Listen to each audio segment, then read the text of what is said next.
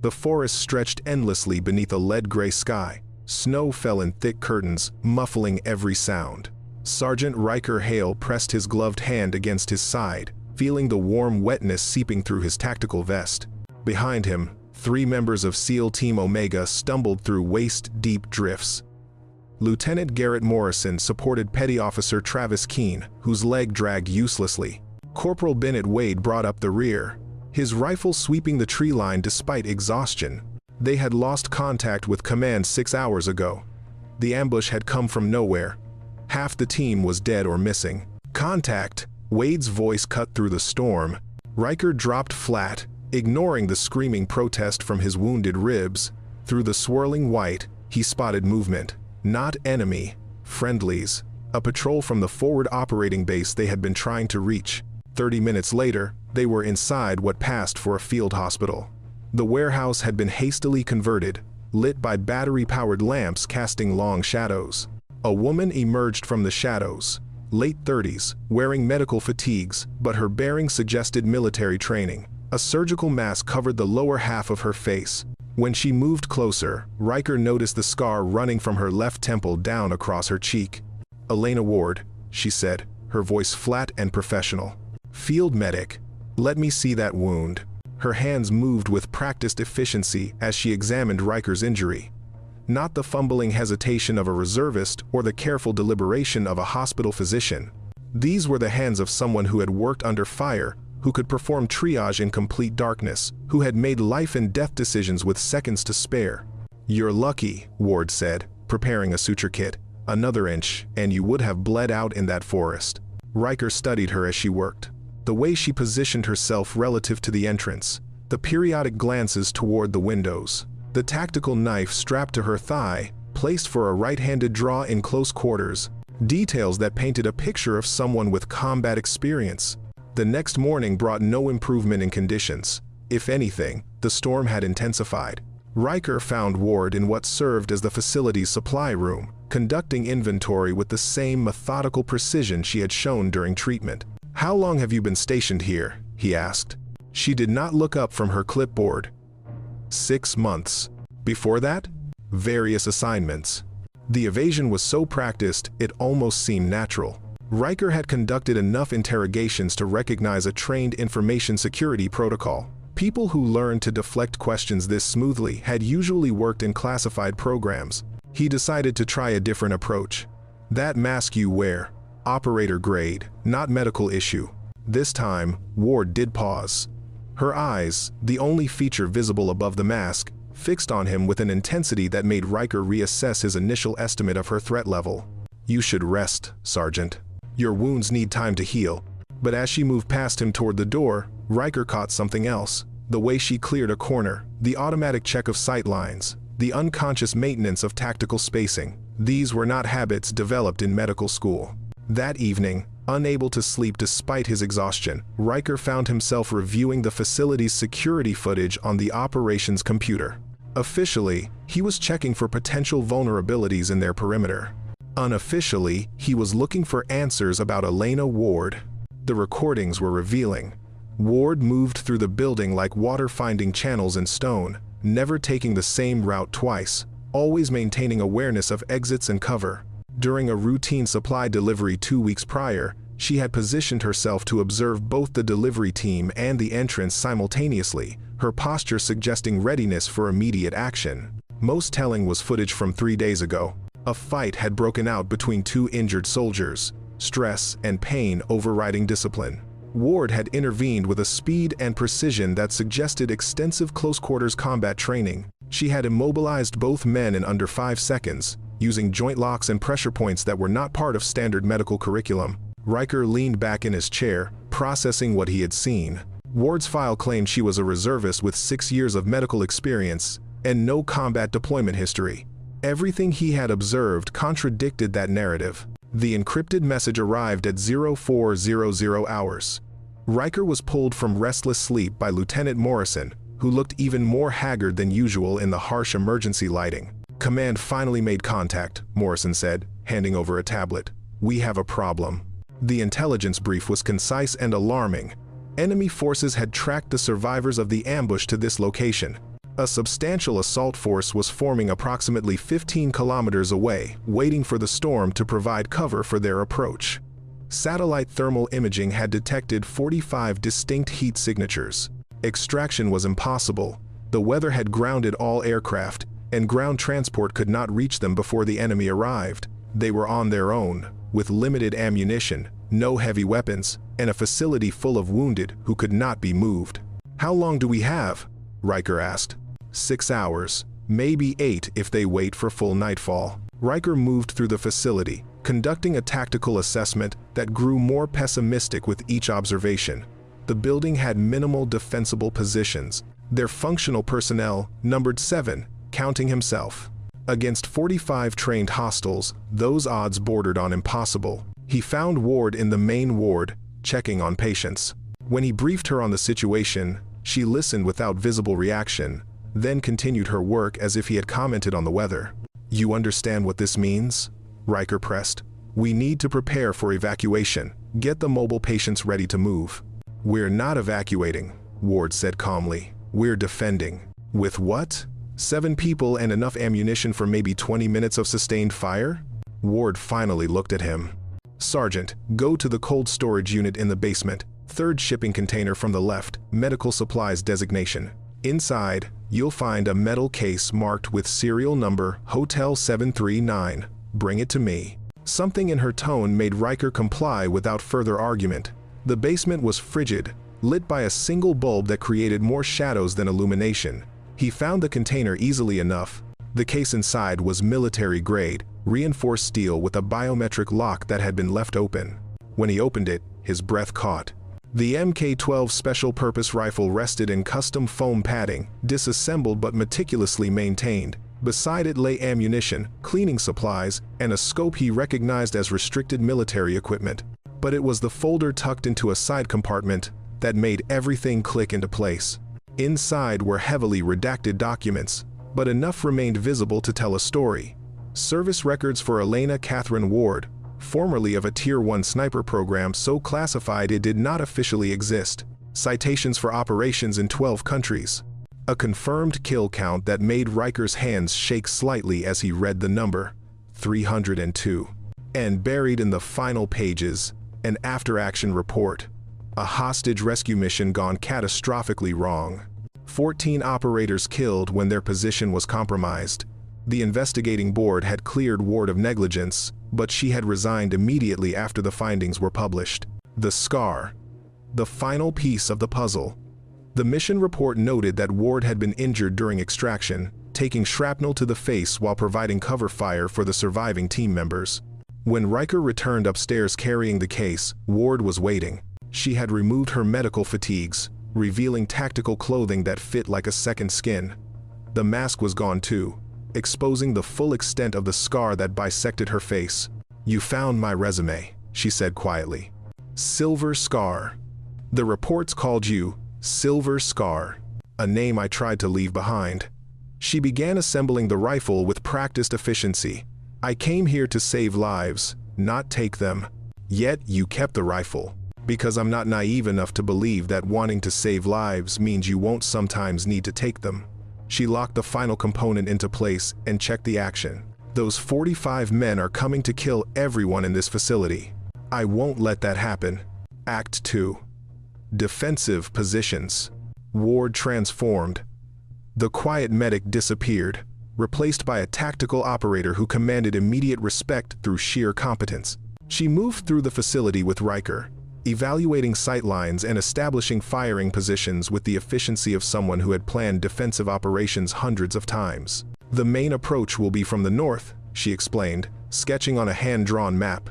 "Trees provide cover up to about 200 meters. They'll use that to get close before making their assault." Morrison had joined them, along with Wade and Corporal Jessica Chen, one of the few other operators still in fighting condition. They listened as Ward outlined her defensive strategy with the calm authority of someone who had survived situations far worse than this. "We can't hold the perimeter," she continued. "Not enough people, and the building's too large. We establish fallback positions here, here, and here." Her finger tapped 3 locations on the map: 1st floor, main corridor; Second floor, east wing. Final stand in the cold storage basement, if it comes to that. And you? Chen asked. Where will you be? North tower. The old grain elevator.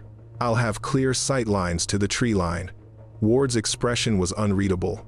That's where I thinned their numbers before they reached the building. They spent the next 4 hours preparing. Riker directed the repositioning of medical supplies to the basement, ensuring that even if the enemy breached the upper floors, they could maintain some level of care for the wounded. Wade and Chen reinforced doors and windows, creating obstacles that would not stop determined attackers but would slow them enough to make a difference.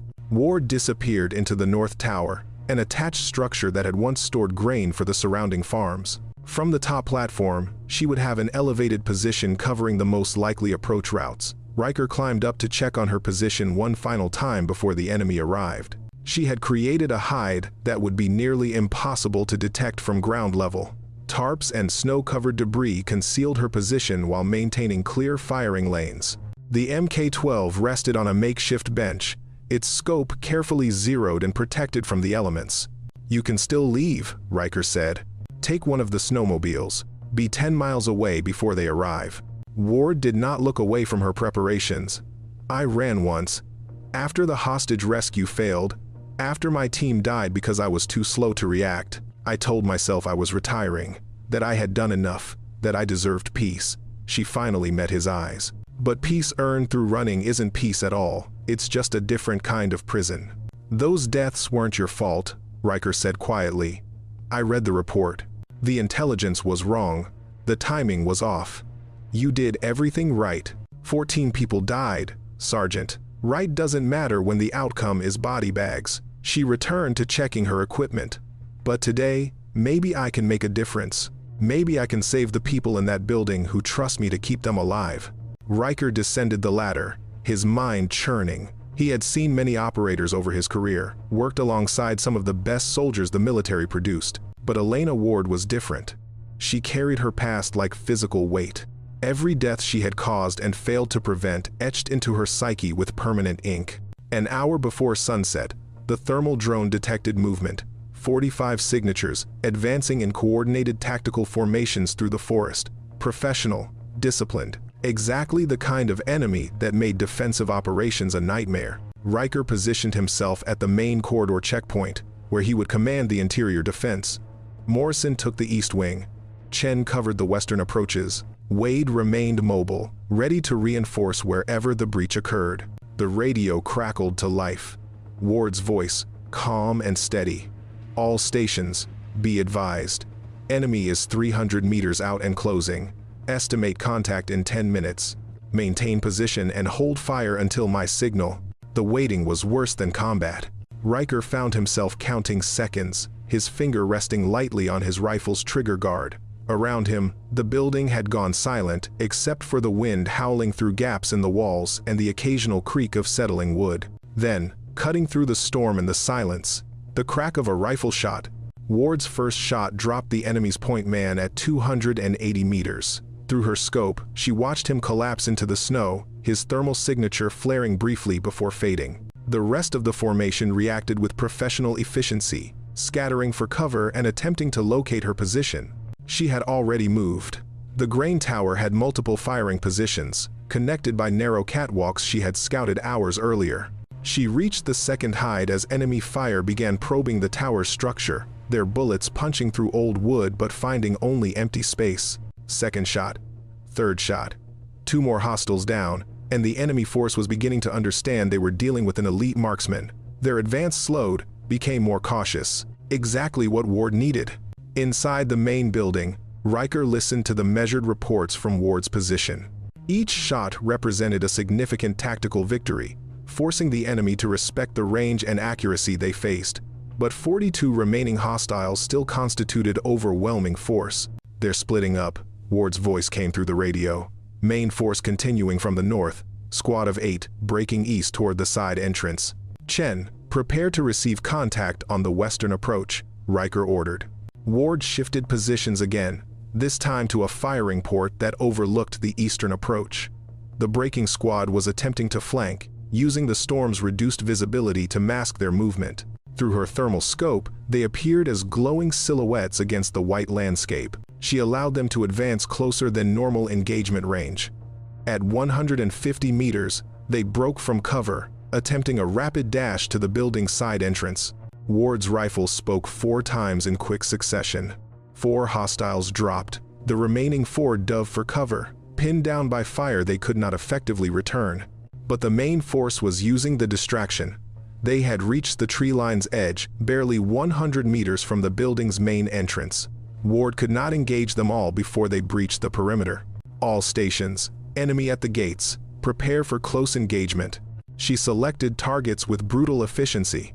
Squad leaders first, the soldier carrying what appeared to be a rocket launcher, the man with the radio pack directing the assault. Each shot calculated to create maximum disruption rather than simply reducing enemy numbers. 15 seconds, 8 shots, 7 confirmed kills, and then the enemy was at the building, breaching the main entrance with explosive charges that sent a shockwave through the entire structure. The explosion deafened everyone inside for several crucial seconds. Riker shook off the disorientation and opened fire as hostiles poured through the breached entrance. His first magazine was empty in seconds, each shot carefully placed to maximize the bottleneck effect of the narrow corridor. Morrison joined him from a flanking position, catching the enemy in a crossfire that dropped 6 more before they could establish a foothold.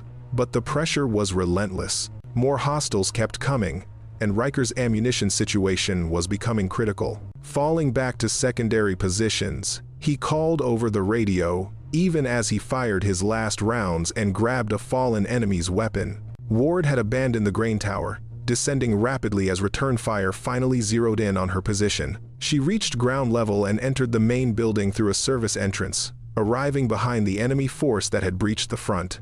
The Mk-12 was too unwieldy for close quarters. She slung it and drew her sidearm and tactical knife. The hostiles advancing through the corridor never saw her coming. Her first target went down with a knife to the kidney, and a bullet through the base of his skull.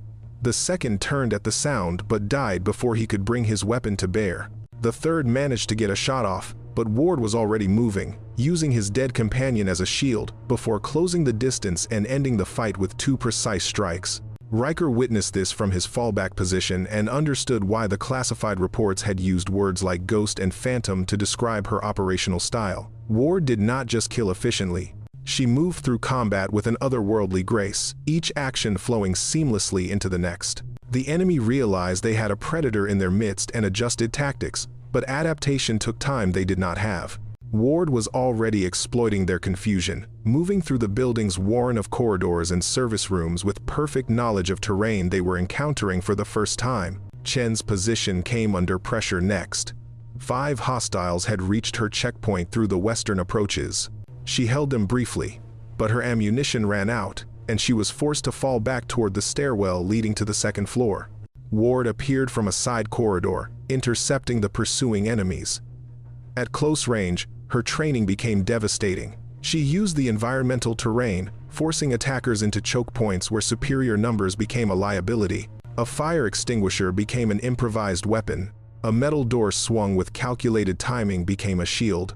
Every object in the building was a potential tool in her hands. But even Ward could not be everywhere at once. Morrison's position was overrun, forcing him to execute a fighting retreat that left him wounded and nearly out of ammunition. Wade had suffered a grazing head wound that left him stunned and disoriented. The enemy had gained the first floor. Riker made the call to execute the final fallback, gathering his surviving operators and the mobile patients for the retreat to the basement cold storage. Ward provided cover, her suppressing fire buying the precious seconds needed to get everyone through the reinforced door.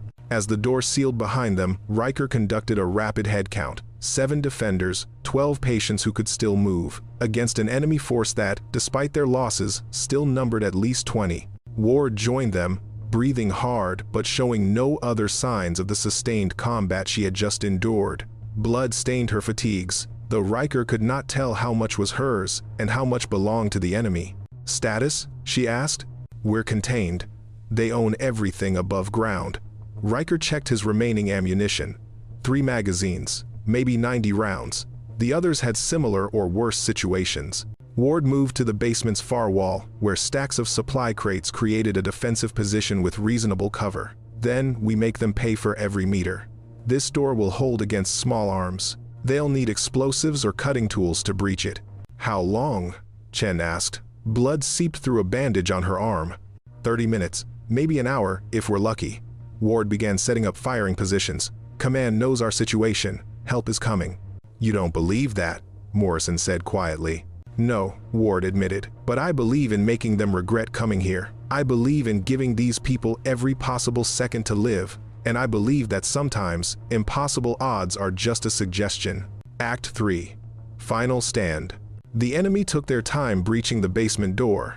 Riker could hear them working above, the sounds of cutting torches and hammer strikes echoing through the ceiling. Ward had estimated an hour. She had been optimistic. 23 minutes after sealing the basement, the door began to buckle. Ward had prepared for this, setting up a kill zone that would turn the breach point into a death trap. But preparation only delayed the inevitable. The door exploded inward, and the final battle began. The first wave of attackers died in the breach, caught in carefully coordinated fire from multiple positions.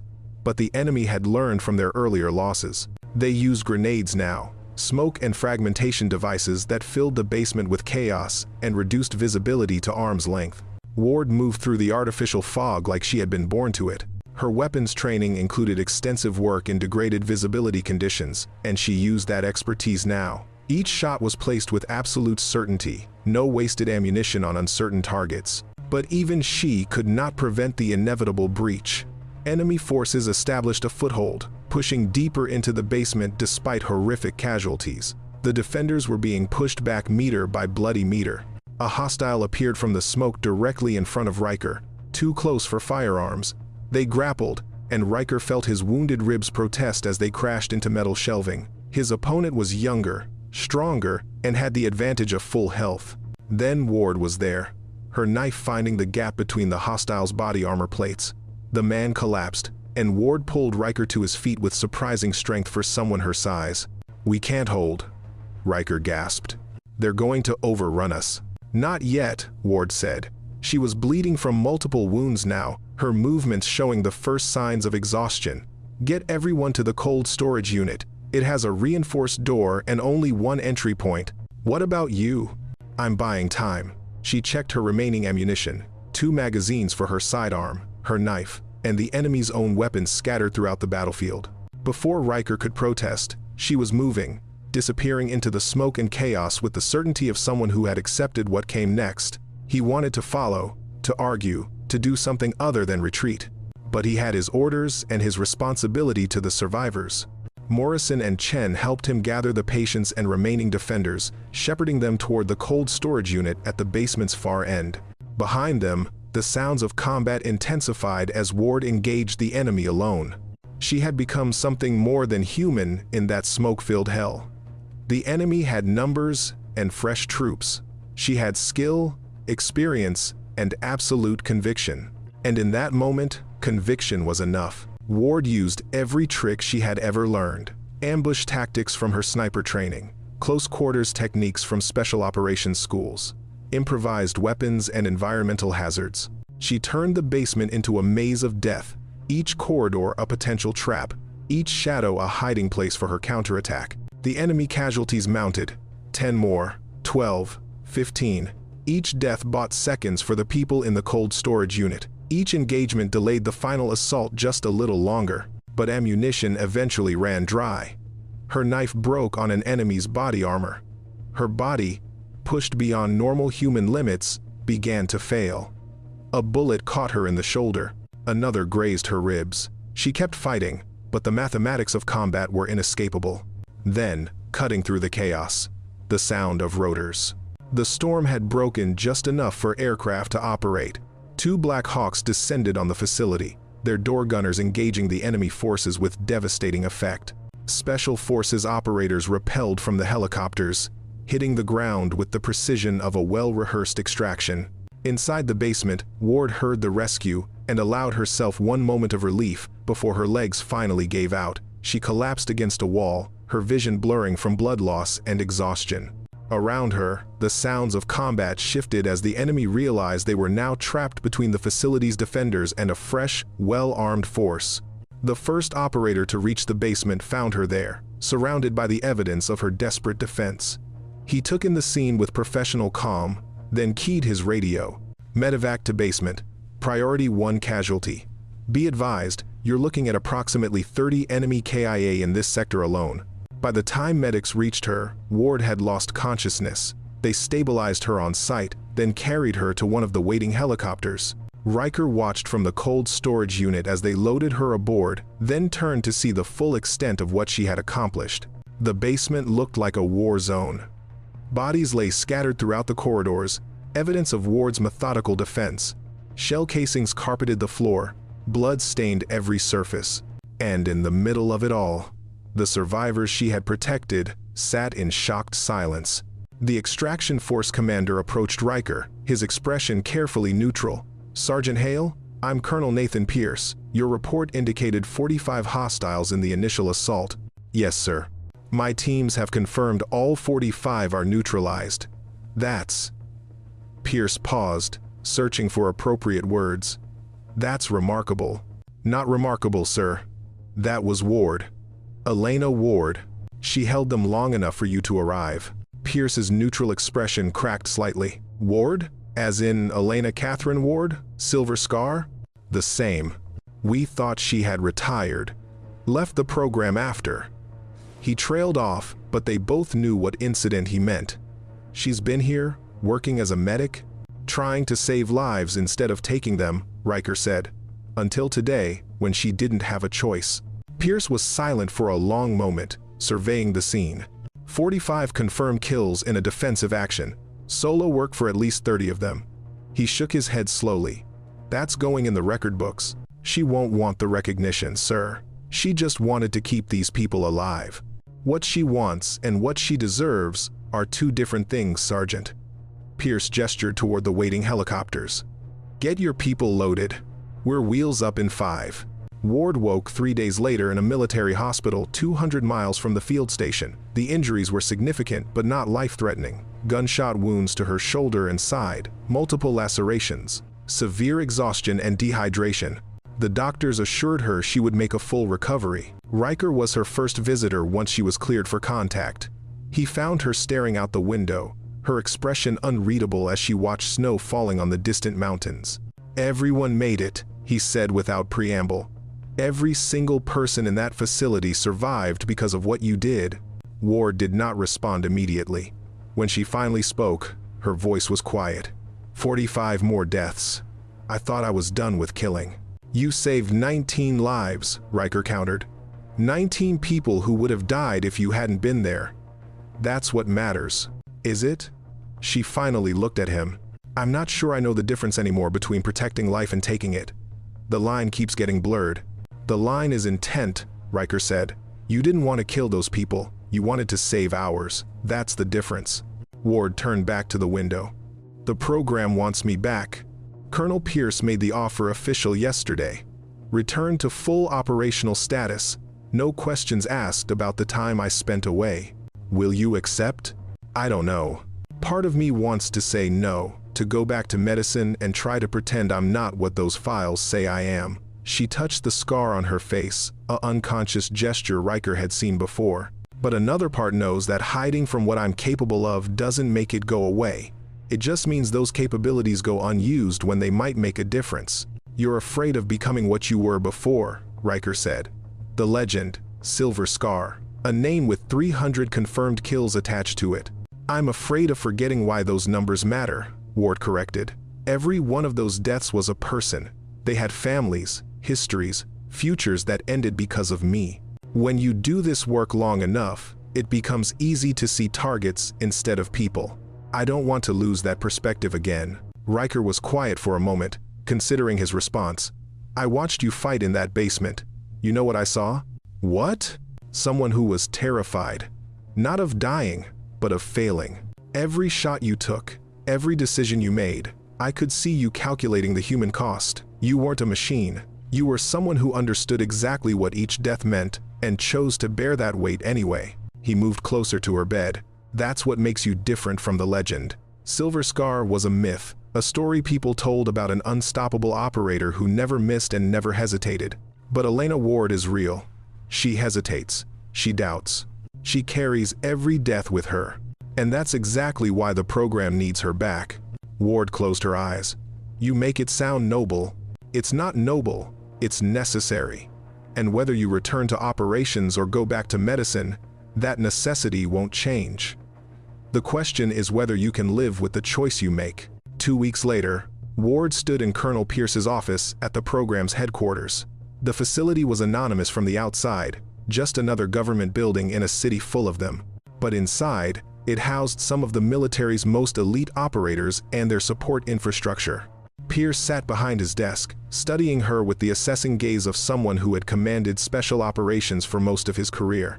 The paperwork between them was simple. One signature would return her to active duty. One refusal would close that door forever. You've had time to think, Pierce said. What's your decision? Ward picked up the pen, then set it down again. I have conditions. I'm listening. I maintain medical certification. Between operations, I work in military hospitals. I don't become just a trigger to pull when you need someone eliminated. Pierce leaned back in his chair. That's unusual. Most operators prefer to focus entirely on operations. I'm not most operators, Ward said. And if I'm going to do this work again, I need to remember why it matters. Saving lives helps me maintain perspective on what it costs to take them. Agreed. What else? I want input on operations, not just receiving orders and executing. If I'm asked to put someone in my crosshairs, I need to understand why. This request made Pierce pause. That's a significant departure from standard operational procedure. I understand, but I won't be a blind instrument again. The work I do has consequences that extend far beyond the immediate target. I need to know those consequences are justified. Pierce considered this for a long moment. You're asking for operational autonomy that we don't typically grant. It sets a precedent. Then don't grant it to anyone else. Make it specific to my return. You want Silver Scar back? This is the price. And if I refuse these conditions? Ward stood, ready to leave. Then I walk away, and you find someone else. I'm sure there are other operators who can do the job. Not like you, Pierce said quietly. The field station defense, 45 hostiles eliminated while protecting civilians under fire. That's not just skill, that's something rarer. He pushed the paperwork across the desk. Your conditions are accepted. But understand this, if you agree to return, you're accepting responsibility for every operation you undertake. No shifting blame to command, no claiming you were just following orders. You own your decisions. Completely. I've always owned them, Ward said. That's why I left in the first place. She signed the paperwork with steady hands. No hesitation, no dramatic pause, just a simple signature that changed her life's trajectory once again. Pierce stood and extended his hand. Welcome back, Silver Scar. Ward shook his hand, then corrected him. Elena. My name is Elena Ward. Silver Scar is what I do, not who I am. Understood, Elena. Then, Pierce smiled slightly. Though I suspect the legend will follow you regardless of what we call you. Let it, Ward said, as long as the person inside remembers the cost of living up to it. She left his office and walked through the facility's corridors, past briefing rooms where other operators planned missions and training areas where they honed their skills. This was her world again, for better or worse. A world of calculated violence in service of larger goals. In the medical wing, she stopped to check on a wounded operator recovering from a training accident. Old habits, the need to heal, to help, to see people as more than assets or obstacles. She spent 15 minutes with him, discussing his recovery timeline and offering encouragement. As she left the medical wing, Riker appeared from a side corridor. He was in full uniform, his wounds from the field station encounter now fully healed. Heard you signed the paperwork, he said. News travels fast. This is a small community. Everyone knows Silver Scar is back. He fell into step beside her. How do you feel about it? Terrified, Ward admitted. Certain, conflicted. All of the above. That sounds about right for this line of work. They reached the building's exit, where winter sunlight streamed through glass doors. For what it's worth, I think you made the right choice. Because the program needs me? Because the world needs people who can do what you do but still remember why it matters. Riker paused at the door. Most operators eventually become what their missions require. They lose themselves in the work. But you never will. That scar you carry isn't just physical. It's a reminder of the cost of this profession. And as long as you remember that cost, you'll never become the monster you're afraid of being. Ward touched her face, feeling the familiar ridge of scar tissue. I hope you're right. I am, and I'll be watching, just in case. Someone needs to keep Silver Scar honest. They stepped outside together, into cold air that smelled of snow and possibility. Ward looked up at the gray sky, thinking about the path that had brought her here. The failures and successes, the lives taken and lives saved, the legend and the person behind it. She was Silver Scar again. But this time, she would be Silver Scar on her own terms, maintaining the balance between warrior and healer that gave her life meaning. The road ahead would be difficult, filled with moral complexity and impossible choices. But she would walk it knowing exactly who she was and what she stood for. Not a legend, not a myth, just Elena Ward, doing the best she could to make a difference in a complicated world. That would have to be enough. 6 months later, Elena Ward stood on a rooftop in a city she could not name, her Mk-12, assembled and ready. The mission brief had been thorough. The target was a warlord responsible for civilian massacres in 3 countries. Intelligence indicated he was planning another attack within the week. She had reviewed every detail of the operation, questioned every assumption, verified every piece of intelligence. She had accepted this mission because she believed it would save lives. Not an easy calculation, but a necessary one. Through her scope, she watched the target emerge from the building. One shot, one decision, one more weight added to the burden she carried. But this time, she knew exactly why that weight mattered. And she would carry it with the full understanding of what it meant to be both destroyer and protector, warrior and healer, legend and human. Silver Scar was back. And she would make sure the name meant something more than just a body count.